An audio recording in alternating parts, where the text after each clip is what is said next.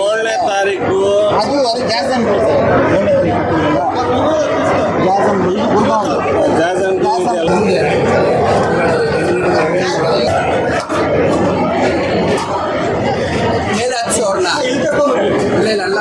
ನಿಂತಿರೋ ಕಡೆ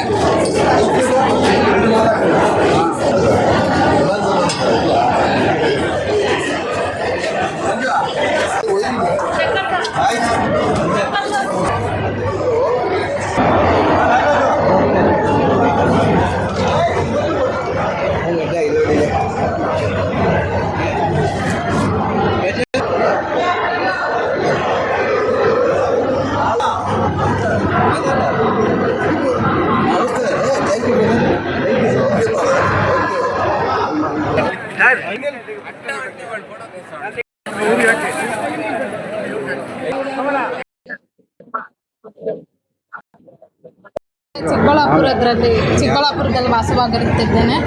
ಇವರು ಚೇರ್ಮನ್ ನವೀನ್ ಕಿರಣ್ ಅವರು ಪ್ರತಿ ವರ್ಷ ಇದೇ ಥರ ಬೃಹತ್ ರಕ್ತದಾನ ಶಿಬಿರವನ್ನು ಏರ್ಪಡಿಸಲಾಗುತ್ತದೆ. ನಾನು ವಾಲಂಟ್ರಿಯಾಗಿ ಪ್ರತಿ ವರ್ಷ ಬಂದು ಕೊಡ್ತಿದ್ದೀನಿ. ಲಾಸ್ಟ್ ಇಯರು ಕೊಟ್ಟೆ, ಈ ವರ್ಷವೂ ಕೊಟ್ಟೆ. ಇದು ತುಂಬ ಲೈಫ್ಸ್ನ ಸೇವ್ ಮಾಡ್ತಿದೆ, ತುಂಬ ಉಪಯೋಗ ಆಗ್ತಿದೆ. ನಿಮ್ಗೆ ರಕ್ತ ಕೊಡೋದಕ್ಕೆ ಏನು ಅನಿಸ್ತಿಲ್ವಾ? ಅಂಜಿಕೆ, ಭಯ ಏನೂ ಇಲ್ಲ. ಇದು 4th ಟೈಮ್ ಕೊಡ್ತಿರೋದು, ಏನೋ ಆ ಥರ ಇಲ್ಲ. ಇವರು ಇದೇ ಥರ ಯಾವಾಗಲೂ ಮಾಡೋದ್ರಿಂದ ತುಂಬ ಉಪಯೋಗ ಆಗ್ತಿದೆ. ಬೇರೆ ಹಾಸ್ಪಿಟಲ್ಸ್ಗೆ ಆಗಲಿ, ಬೇರೆ ತುಂಬ ಜೀವಿಗಳನ್ನ. ಏನು ಹೇಳ್ತೀರಾ? ಬ್ಲಡ್ ಡೊನೇಷನ್ ಕ್ಯಾಂಪ್ ಅರೇಂಜ್ ಮಾಡಿದಾರಲ್ಲ, ಅವ್ರ ಬಗ್ಗೆ ನಾವು ತುಂಬ ಶುಭ ಹಾರೈಸ್ತೀವಿ. ಅವ್ರಿಗೆ ಧನ್ಯವಾದಗಳು. ಮೇಡಮ್, ಈಗ ರಕ್ತದಾನ ಮಾಡ್ತಾ ಇದ್ದಾರೆ, ಅವರಿಗೆಲ್ಲ ಏನೇನು ಸಂದೇಶ ಕೊಡ್ತೀರಾ? ಇದೇ ಥರ ಪ್ರತಿ ವರ್ಷ ಬಂದು ಕೊಟ್ಟರೆ ತುಂಬ ಲೈಫ್ನ ಸೇವ್ ಮಾಡ್ದಂಗೆ ಆಗುತ್ತೆ. ನಾನು ಎಲ್ಲರಿಗೂ ತಿಳಿಸೋದೇನೆಂದರೆ ಇನ್ನೂ ಹೆಚ್ಚಿನ ಸಂಖ್ಯೆಯಲ್ಲಿ ಬಂದು ಭಾಗವಹಿಸಿ ಈ ಕಾರ್ಯಕ್ರಮವನ್ನು ಯಶಸ್ವಿಯಾಗಿ ನಿಮ್ಮ ಹೆಸರು? ನವ್ಯ. ಸರ್, 23/7/26ನೇ ತಾರೀಕು ನಮ್ಮ CVV ಕ್ರೀಡಾಂಗಣದಲ್ಲಿ ಒಂದು ರೀತಿ ರಕ್ತದ ಮಹೋತ್ಸವ ನಡೀತಾ ಇದೆ ಅಂತ ಹೇಳಿದ್ರೆ ತಪ್ಪಾಗಲಾರ್ದು.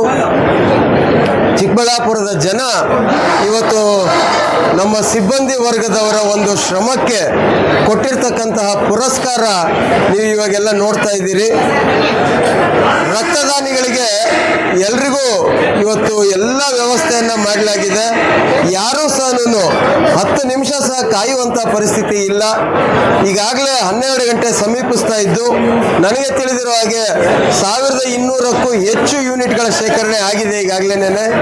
ಇವತ್ತು ಚಿಕ್ಕಬಳ್ಳಾಪುರದಲ್ಲಿ ನಿಜವಾಗ್ಲೂ ಸಹ ಒಳ್ಳೆ ಕೆಲಸಕ್ಕೆ ಜನ ಸ್ಪಂದಿಸ್ತಾರೆ ಅನ್ನೋದಕ್ಕೆ ಇದು ಒಂದು ಉತ್ತಮ ನಿದರ್ಶನ. ತುಂಬ ಸಂತೋಷ ಆಗ್ತಾ ಇದೆ. ಇವತ್ತು ಸಾರ್ವಜನಿಕ ಆಸ್ಪತ್ರೆ ಮತ್ತು ಒಂದಷ್ಟು ಆಸ್ಪತ್ರೆಗಳ ಪ್ರಕಾರ ಸುಮಾರು 1000 ಬೇಕಾದ 200ಕ್ಕೂ ಹೆಚ್ಚು ಯೂನಿಟ್ಗಳು ಒಂದು ತಿಂಗಳಿಗೆ ಅವಶ್ಯಕತೆ ಇದೆ. ಆದರೆ ನಮ್ಮ ಚಿಕ್ಕಬಳ್ಳಾಪುರದಲ್ಲಿ ಲಭ್ಯ ಇರತಕ್ಕಂಥದ್ದು ಕೇವಲ 600ರಿಂದ 700 ಯೂನಿಟ್ ಮಾತ್ರನೇ. ಆದರೂ ಸಹ ಇವತ್ತು ನಮ್ಮ ಶಿಕ್ಷಣ ಸಂಸ್ಥೆಗಳಲ್ಲಿ ಕಾರ್ಯನಿರ್ವಹಿಸ್ತಾ ಇರತಕ್ಕಂಥ ಸಿಬ್ಬಂದಿ ವರ್ಗದವರು ಕಳೆದ 1.5 ತಿಂಗಳಿನಿಂದ ಅವ್ರು ಹಾಕಿರ್ತಕ್ಕಂಥ ಶ್ರಮ ನಿಜವಾಗ್ಲೂ ಸಹ ಫಲ ಕೊಟ್ಟಿದೆ. ಈಗಾಗಲೇ ಇಲ್ಲೇ ತಾವು ಕಾಣಬಹುದು ರಕ್ತದಾನಿಗಳು ಯಾವ ರೀತಿ ಬರ್ತಾ ಇದ್ದಾರೆ. ಇದೊಂದು ರೀತಿ ಯಾವುದೋ ಒಂದು ದೊಡ್ಡ ಜಾತ್ರೆ ನಡೆಯುವ ರೀತಿಯಲ್ಲಿ ಇವತ್ತು ಭಾಸ ಆಗ್ತಾ ಇದೆ.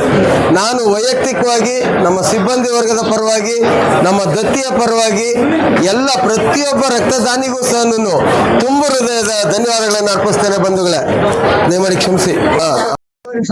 ರಾಜಕೀಯವಾಗಿ ಕೂಡ ಅಂತ ಹೇಳ್ಬೋದು.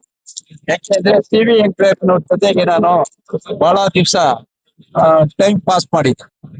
ವಿ ವೆಂಕಟೇಶ್ನವರು, ಮುನ್ನಜ್ಜಪ್ಪನವರು ಇವರೆಲ್ಲ ಸೇರ್ಕೊಂಡು 94ರಲ್ಲಿ ನನಗೆ ಜಡ್ಪಿ ಟಿಕೆಟ್ 5 ತಾಲೂಕ್ ಪಂಚಾಯತಿ ಕೊಟ್ಟಿದ್ದು ಅವರೇ, ವಿ ವೆಂಕಟೇಶ್ನವರು. ಆವಾಗ ನಾನು ಜಡ್ಪಿ ಪ್ಲಸ್ 5 ತಾಲೂಕ್ ಪಂಚಾಯತಿಯನ್ನು ಗೆದ್ದಿದ್ದೀನಿ ಅವರಿಂದ. ಆವಾಗಿನಿಂದ ನಾನು ರಾಜಕೀಯವಾಗಿ ಸಕ್ರಿಯವಾಗಿ ರಾಜಕೀಯ ಮಾಡ್ತಾ ಬಂದೆ. ಅದಕ್ಕೆ ಮೊದಲು 94ರಲ್ಲಿ ನಾನು ಟೀಚರ್, ಆಮೇಲೆ 94 ರಿಟೈರ್ಡ್ ಆದ್ಮೇಲೆ ನಾನು ರಾಜಕೀಯಕ್ಕೆ ಬಂದಿರೋದು. ಅದರಿಂದ ಎಲ್ಲರೂ ಪರಿಚಯ ಇದ್ದಾರೆ ನನಗೆ, ಎಲ್ಲಾನು ಒಳ್ಳೇದಾಗುತ್ತೆ. ಈ ಬ್ಲಡ್ ಕ್ಯಾಂಪ್ ಮಾಡೋದ್ರಿಂದ ಪ್ರತಿಯೊಬ್ಬ ಮನುಷ್ಯನಿಗೂ ಅನುಕೂಲ ಆಗ್ತೈತಿ. ಯಾಕೆ ಅಂದ್ರೆ ಎಲ್ಲೋ ಗಾಯಗಳಾಗ್ತೈತೆ, ಎಲ್ಲೋ ಬಿತ್ತಿರ್ತಾರೆ, ಎಲ್ಲೋ ಆಕ್ಸಿಡೆಂಟ್ಗಳಾಗಿರ್ತೈತೆ. ಅವ್ರಿಗೆ ರಕ್ತ ಕೊಡೋರು ಯಾರು? ರಕ್ತ ಎಲ್ಲಿ ಸಿಗದೆ ಇರ್ತಕ್ಕಂಥ ವಸ್ತು. ಪ್ರತಿಯೊಂದು ರಕ್ತನೂ ಮನುಷ್ಯನಿಂದ ಬರ್ಬೇಕೆ ಹೊರತು ಪ್ರಾಣಿಗಳಿಂದ ಆಗ್ಲಿ ಇನ್ನೊಂದಾಗ್ಲಿ ಯಾವ್ದ್ರಲ್ಲೂ ಸಿಕ್ಕೋದಿಲ್ಲ ರಕ್ತ.